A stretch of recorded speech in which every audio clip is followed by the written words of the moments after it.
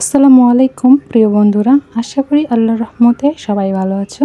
আজকে তোমাদের জন্য থাকছে এক বিশেষ রেসিপি, কাঁঠাল দিয়ে মুরগির মাংস রেসিপি। কাঁঠাল আমাদের জাতীয় ফল, কাঁঠালের রেসিপি খাওয়া হবে না তা কখনো হয়? তো চলো বন্ধুরা, রেসিপিটা শুরু করা যাক। এর জন্য প্রথমে একটি কাঁচা কাঁঠাল নিয়ে নিয়েছি এবং কাঁঠালটাকে সুন্দর করে কেটে পরিষ্কার করে চারকোনা শেপ দিয়ে সুন্দর করে কেটে নিয়েছি, যেটা মুরগির গোস্তের সাথে ম্যাচিং খায়। তারপরে কাঁচা কাঁঠালগুলো এক সাইডে রেখে দিলাম এবং আধা কেজির মতো মুরগির গোস্ত নিয়ে নিলাম এবং মুরগির গোস্ত সুন্দর করে ধুয়ে পরিষ্কার করে নিয়েছি এবং এর মধ্যে দিয়ে দিলাম এক ফালি লেবুর রস এবং সামান্য লবণ, হলুদের গুঁড়া এবং মরিচের গুঁড়া। সবগুলো ভালোভাবে মেখে নিলাম। লেবু দিলে মুরগির মাংস কোনো বাজে গন্ধ থাকে না এবং খেতে খুব সুস্বাদু হয়। এরপরে প্যান দিয়ে তেল গরম করে সবগুলো গোস্ত একটা একটা করে দিয়ে ভালোভাবে ভেজে নেব। এক পাশ ভাজা হয়ে গেলে উল্টে আরেক পাশ ভেজে নেব। এইভাবে সুন্দর করে মাংসগুলো ভেজে নেব। এরপরে মাংসগুলো তুলে এক সাইডে রেখে দেব।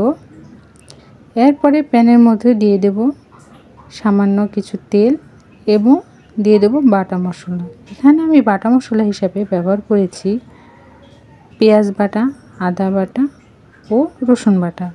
সব দিয়ে ভালোভাবে ভেজে নেব। কিছুক্ষণ ভাজা হলে দিয়ে দেব 2টা তেজপাতা, দারচিনি এবং 3 টুকরা এলাচ। সবগুলো নেড়েচেড়ে মশলাগুলো একটু ভেজে নেব। মশলাগুলো ভাজা হয়ে আসলে দিয়ে দেব কিছু গুঁড়া মশলা।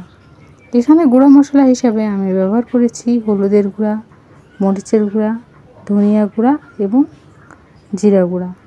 এখন সব মশলাগুলো ভালোভাবে নেড়েচেড়ে ভেজে নেব।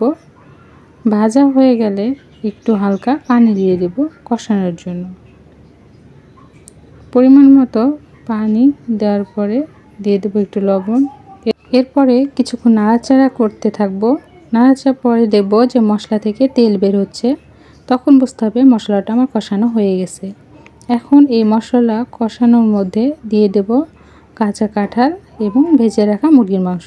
পরে সব নেড়ে ছেড়ে কিছুক্ষণের জন্য রেখে দেব ঢাকনা দিয়ে ঢেকে। এরপরে কিছুক্ষণ পরে তুলে দেখব যে মাংস এবং কাঁঠাল থেকে কিছুটা পানি বের হয়েছে। এরপরে এর মধ্যে দিয়ে দেব কাঁচামরিচ। এরপরে কাঁচামরিচ দিয়ে সব কিছু ভালোভাবে নেড়ে চেড়ে নেব। ভালোভাবে কষাতে থাকবো যতক্ষণ না মাংসটা সুন্দরভাবে কষানো না হয়, ততক্ষণ পর্যন্ত কষিয়ে নেব।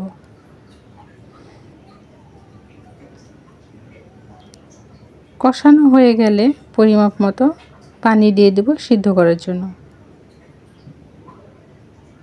এরপরে আবার ঢেকে দেব।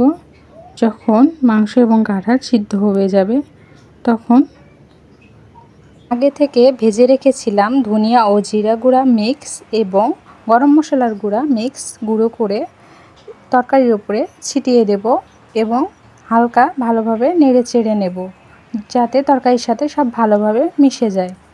মিশানো হয়ে গেলে তরকারি থেকে একটি সুন্দর সুগন্ধ বের হবে এবং তরকারির ঝোলটা মিডিয়াম রেখে তরকারিটা নামিয়ে ফেলবো।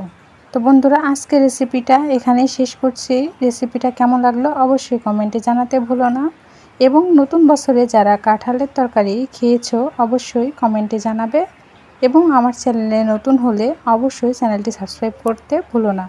নতুন বন্ধু হয়ে পাশে থেকো। আল্লাহ হাফেজ। আজকের মতো এখানেই, দেখা হবে পরবর্তী কোনো ভিডিওতে। আল্লাহ হাফেজ।